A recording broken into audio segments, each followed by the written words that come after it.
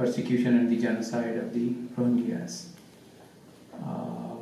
This is a very strong legal case, and the act under which and the law under which the case has been filed is the Torture Victims of Protection Act, TVPA, and it has been specifically enacted for the human rights violations for the genocide that has occurred beyond the soils of the America. And if the rights violator happen to be in the United States, they will be held accountable. And I just wanted to make sure that this is a civil case. It's not a criminal case. This case is about holding the Burmese political leaders and the government responsible for the genocide of Rohingyas.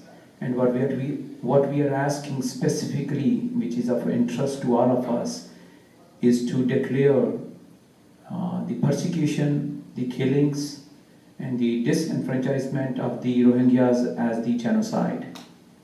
And if we are successful with Guru's grace, then US is responsible for prosecuting and prosecuting the culprits and protecting the Rohingyas. One question which is coming right in front is that the immunity. Let's make it very clear that there is no blanket immunity. As a head of state, there is immunity to the president, but then the US government and the US state has to intervene in the case and grant him the immunity. Any other ministers, including the foreign ministers and the Minister of Home Affairs, they are not immune from this particular case. So they will be held accountable. It's a challenging case, but this is a very strong possibility that we will be able to get it declared that what Rohingyas face in Burma is a genocide. So what we do from here on is to make sure that the victims, whether they are here in the United States or they are in Burma or in anywhere, if we can get more and more accounts how the government is directly involved even today, that will be very helpful. And I personally feel it. I personally feel the pain of the victims because what I see from 1982, that their right of citizenship has been taken away.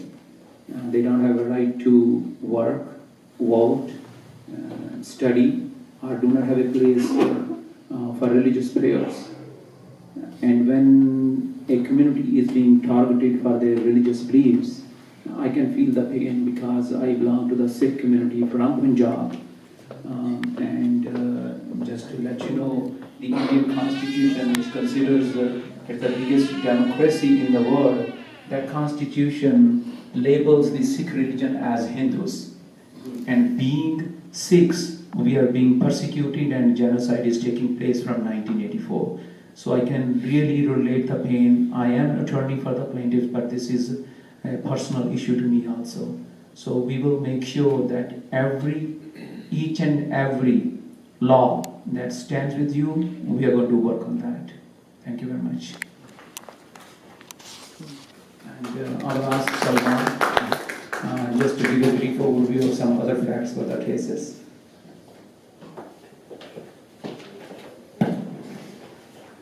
Thank you, Mr. Pannoon, and thank you, Adam, and thank you all for showing up here today.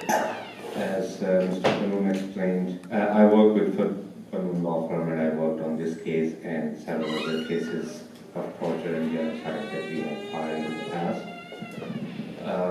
As Mr. Pannoon explained, that this case is very important, and one of the very important aspects of this case is the declaratory judgment that we have sought from the court. And that declaratory judgment, if we are able to get it from the court, will have a very strong legal effect that it will be declared genocide. And there is a UN Convention on the Prevention and Punishment of the Crime of Genocide, which Burma has signed, which the United States has signed. Most importantly, the United States has signed that treaty since 1948. Under that treaty, it's the obligation of all the parties, all the states, to punish and prevent the crime of genocide from happening.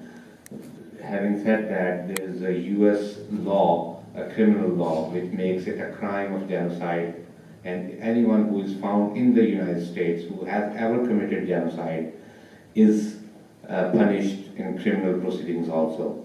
So if we are able to get a declaration from the US court in a civil case, that could be a step forward towards prosecuting those perpetrators. I think if not all, then some of you must have heard about the people who were involved in the Holocaust in Germany, and some of them were found in the United States, and they were targeted, and they were prosecuted, and they were deported, and also criminally prosecuted in the United States using the same provisions of genocide, the crime of genocide. So we are very hopeful that we will go forward and get some good results from the court. Also, I want to let all of you know that this is a class action. The class action means that although we have one named individual plaintiff here, but there is a possibility of adding people into this lawsuit. So I would request all of you to spread the word around in the Rohingya community. Anyone who has suffered torture personally, or anyone whose immediate family has suffered torture in Burma, they can approach us and we can make them part of this lawsuit while it is still going on. So this is a class action, and all of you and any one of you who has suffered can become part of this lawsuit. Thank you, and I hope we get some good results. Thank you.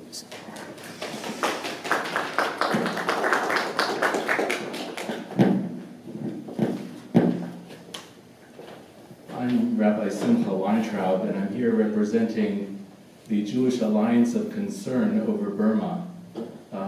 And I'd like to start in the following way. Denounced as a foreign element, deprived of nationality and official identity cards, interned in camps without food or work, entire neighborhoods razed to the ground, denied consistent medical assistance, fleeing on packed boats on the high seas, seeking asylum. To the Jewish mind and to the Jewish heart, this is the story of 70 years ago in our history. But it's not. It's the story of the Rohingya of Burma today. And so we've formed an alliance of groups to educate the Jewish community and the general community about the problem, and to motivate them, inspire them, direct them on how to tackle it, to get to work on it. In the alliance are several major Jewish organizations: the American Jewish World Service, the Anti-Defamation League, the Jewish Council on Public Affairs, the Orthodox Union, and several other organizations, the Union for Reform Judaism, and one of the organizations that I'm a member of, TRUA, the Rabbinic Call for Human Rights. And our goal is going to be to push this to the front of the agenda, and one of the things we've done is to circulate a prayer for Shabbat, for our Sabbath. And so I would like to conclude by reading that prayer because it expresses what's on our minds and in our hearts, and our support for this very courageous lawsuit and very important effort. Redeemer of captives, raiser up of the fallen, refuge of the oppressed. Jews who have long experience with persecution and oppression find ourselves witnessing yet again a horrible reprise of inhumanity, devastation, and atrocity. We cannot be silent in the face of the demeaning, banishment, starvation, and brutalization of the Rohingya Muslims of Burma. Help us to sustain our efforts to raise awareness and demand justice and compassion for those who are dehumanized, suffering, and despondent. Enable us to give voice to members of the Rohingya who can speak to our communities and to plead the case of these disenfranchised and vulnerable people before elected officials. Guide us to be generous and caring in supporting those organizations who can directly assist the Rohingya with both humanitarian aid and empowerment. Keep us far from apathy and indifference, and plant within us the resolve to ensure that never again will oppression, persecution, or genocide triumph and tyranny prevail. Let justice roll down like waters and righteousness like a mighty stream. Loose the chains of wickedness, undo the bands of the yoke, let the oppressed go free, and break every yoke. Amen. It is truly the transcendent obligation of the Jewish community to make good on their promise of never again will we allow this kind of genocide to occur on this planet. Thank you.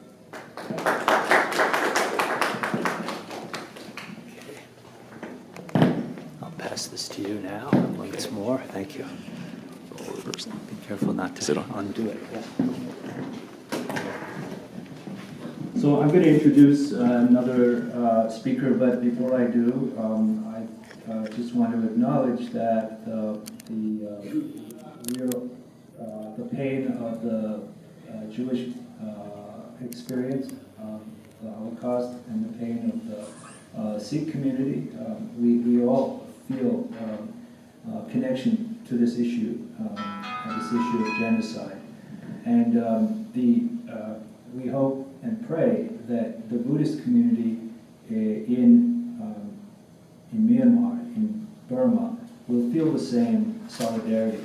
We think that the potential of peace depends on this kind of dialogue as well as political change.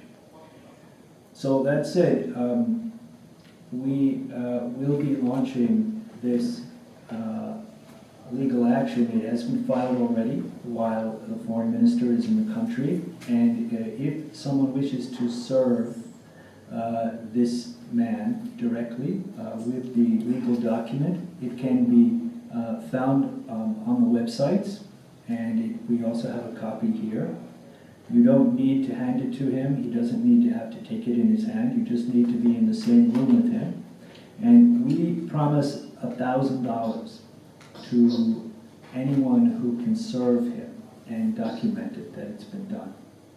So it's not $1 million, but someone might wish, and we're going to send this message out in case someone wants to give it a shot.